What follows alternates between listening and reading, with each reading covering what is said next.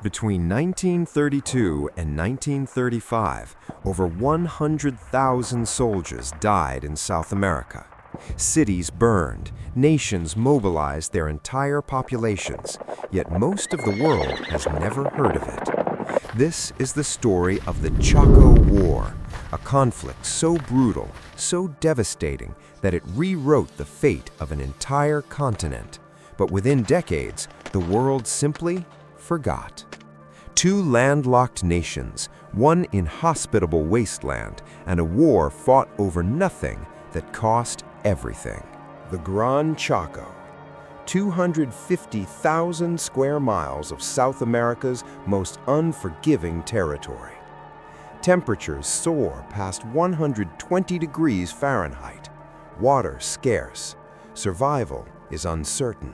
Indigenous peoples called it the Green Hell. Spanish conquistadors refused to settle it. Even in the 21st century, fewer than 1 million people inhabit this massive wilderness. Yet in the 1930s, Bolivia and Paraguay sent entire armies to die here. Not for gold, not for strategic territory, but for something far more ephemeral.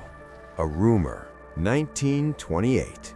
Standard Oil geologists believe massive petroleum reserves lie beneath the Chaco. Royal Dutch Shell, operating from Paraguay, thinks the same. Two corporate giants, two nations caught between them. Bolivia, still reeling from losing its Pacific coastline to Chile in 1884, sees the Chaco as redemption. Paraguay, the smallest Spanish-speaking nation in South America, sees survival. Neither can afford to back down. By 1932, both countries are bankrupt. Bolivia's GDP per capita, $52 per year. Paraguay's, even less. Yet they're about to wage the largest South American war of the 20th century. The bitter irony? Modern geological surveys confirm there was never any oil, not a single drop. June 15, 1932. Bolivian forces seize Fort Carlos Antonio Lopez. Paraguay retaliates within weeks. The war begins not with declarations, but with blood. Bolivia has the numbers, a population 3 times Paraguay's size. They mobilize 250,000 troops. They have German military advisors, modern weaponry, but they've made a fatal miscalculation. Their soldiers are highland indigenous peoples, Aymara and Quechua from the Andes, living at 12,000 feet elevation. Now they're fighting at sea level in 120-degree heat. They die of thirst before bullets. The Chaco drinks them like sand drinks rain.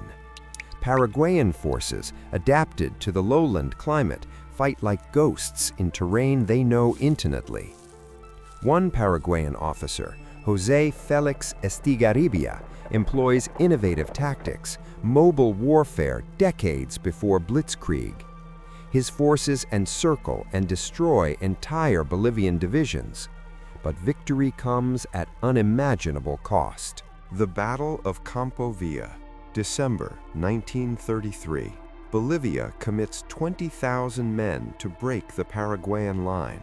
In 3 weeks, 2,000 Bolivians die. Another 8,000 surrender, delirious from dehydration. Soldiers slit open cacti to drink bitter water. They lick morning dew from thorns. Some drink their own urine. Others simply stop walking and wait for death. Dr. René Querido, a Bolivian field surgeon, records 300 amputations in a single week, not from wounds, from gangrene caused by thorn infections in the unforgiving heat. His medical journal, discovered decades later, reads like Dante's Inferno. By 1935, neither side can continue. Bolivia has lost 65,000 men, Paraguay 40,000. Entire villages are emptied of men. The war ends not in triumph, but in mutual collapse. While 100,000 died in South America, the world barely noticed. The New York Times ran 47 front-page stories on the Chaco War over 3 years. Compare that to 300 stories on Mussolini's Ethiopia invasion in just 6 months. Why the silence? Simple geography and ugly prejudice. The League of Nations, Europe's peace project, saw South America as irrelevant. 2 backward nations fighting over wasteland? Not worth the ink. But there's a deeper reason history erased this war. Standard Oil and Royal Dutch Shell worked overtime to suppress coverage. Publicly, they denied involvement. Privately, they'd financed both sides, profiting from weapons sales while searching for oil that didn't exist. When Bolivia nationalized Standard Oil in 1937, claiming the company had defrauded the nation, suddenly powerful interests had a reason to bury the war's memory. The story disappeared from international consciousness almost overnight. Maria Escobar holds her grandfather's war medal. He was 19 when he marched into the Chaco. He returned at 22, aged into an old man. He never spoke of it. None of them did. Dr. Luc Capdevila, a French historian, spent decades tracking down survivors in the 1990s.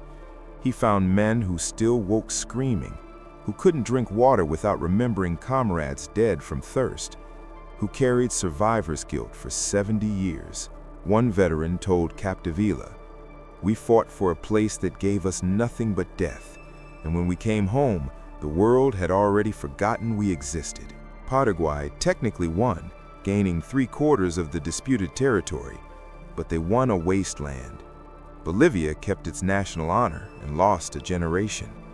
Both nations spent the next 50 years in political chaos, dictatorships, coups, instability. The war's scars ran deeper than any border. 2009.